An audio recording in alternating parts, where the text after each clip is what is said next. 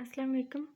Next question है, show that if P divides A and C divides A and P और C का GCD 1 हो then BC divides A। हमारे पास तीन चीज़ें गिवन है और हमने प्रूव करना है कि BC divides A।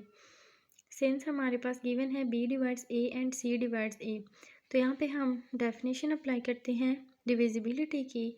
A is equals to BQ1 and A is equals to CQ2, where Q1 and Q2 जो हमने लिए हम बिलोंग करते हैं इंटीजर नंबर से। तो इन दोनों को कंपेयर करते हैं, दोनों इक्वेशंस को। BQ1 is equals to CQ2, तो B डिवाइड करता है लेफ़्ट हैंड साइड को। किस तरह? B अपने आप को डिवाइड करता है तो अपने मल्टीपल को भी करेगा। अगर B लेफ़्ट हैंड साइड को डिवाइड करता है तो B राइट हैंड साइड को भी डिवाइड करेगा। और राइट हैंड साइड पे हमारे पास CQ2 है। B C को डिवाइड नहीं करता। B C को क्यों डिवाइड नहीं करता? क्योंकि अब दोनों रिलेटिवली प्राइम हैं, relatively prime to each other, तो दोनों एक दूसरे को डिवाइड नहीं कर सकते, इसलिए B डिवाइड करेगा Q2 को। तो यहाँ पे भी हम अगेन डिविजिबिलिटी की डेफिनेशन अप्लाई करेंगे। Q2 is equals to BQ3, Q3 belongs to integer numbers. तो यहाँ हम Q2 की वैल्यू जो निकली है हम पुट करेंगे इक्वेशन नंबर 1 में। इसको हमने इक्वेशन नंबर 1 का नाम दिया है A is equals to CBQ3। हमने प्रूव करना है कि BC डिवाइड्स A, तो BC साइड्स पे है तो BC डिवाइड करता है अपने आप को तो अपने मल्टीपल को भी करेगा, यानी BC divides right hand side. BC पूरी राइट हैंड साइड को डिवाइड करता है। अगर राइट हैंड साइड को डिवाइड करता है तो लेफ्ट हैंड साइड को भी करेगा। तो लेफ्ट हैंड साइड पे हमारे पास A है तो BC डिवाइड्स A, यही हमने प्रूव करना था, BC divides A। Hence proved. Show that if B और C रिलेटिवली प्राइम हो, B और C का GCD इज इक्वल्स टू 1 हो, then A and BC is equal हो A and BC into A and C। इसको equal करते हैं D1 के, इसको D2 के, इसको D3 के। लेट कर लेते हैं।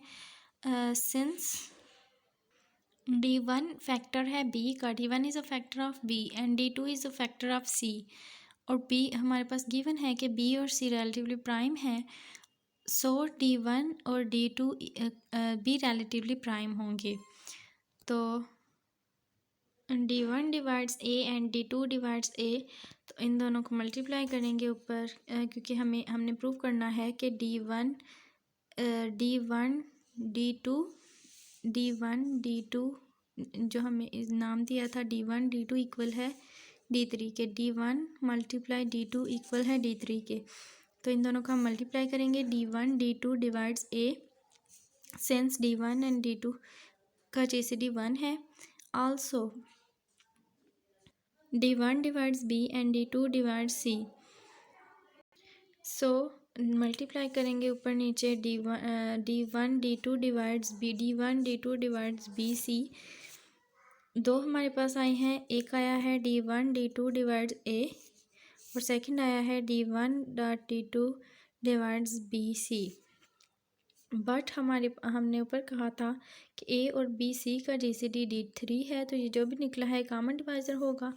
सो D1 and D2 is a common divisor of A and BC, therefore common divisor divide करता है GCD को। नेक्स्ट हमारे पास रह गया था A एंड BC का GCD D3 है। इधर हम डेफिनेशन अप्लाई करते हैं GCD की। D3 divides A and D3 divides BC, तो इनको अलग कर लेंगे। D3 डिवाइड्स B और D3 divides A। D3 and है दरमियान में, D3 इस दोनों के दो फैक्टर्स बनेंगे। इस तरह D3 divides A and D3 divides B और D3 divides A and D3 divides C। तो पहले हम इसको लेंगे if D3 divides A and D3 divides B, लेकिन हमने कहा था कि A और B का GCD D1 है, तो जब निकला है कॉमन डिवाइज़र होकर, कॉमन डिवाइज़र डिवाइड करता है GCD को, तो D3 डिवाइड करेगा D1 को। इधर से सेकंड फैक्टर लेंगे if D3 divides A and D3 divides C, लेकिन हमने कहा था कि A और C का GCD D2 है, तो ये कॉमन डिवाइज़र होगा। सो D3 is a common divisor of A and C। तो कॉमन डिवाइज़र डिवाइड करता है GCD को, D3 डिवाइड करेगा D2 को।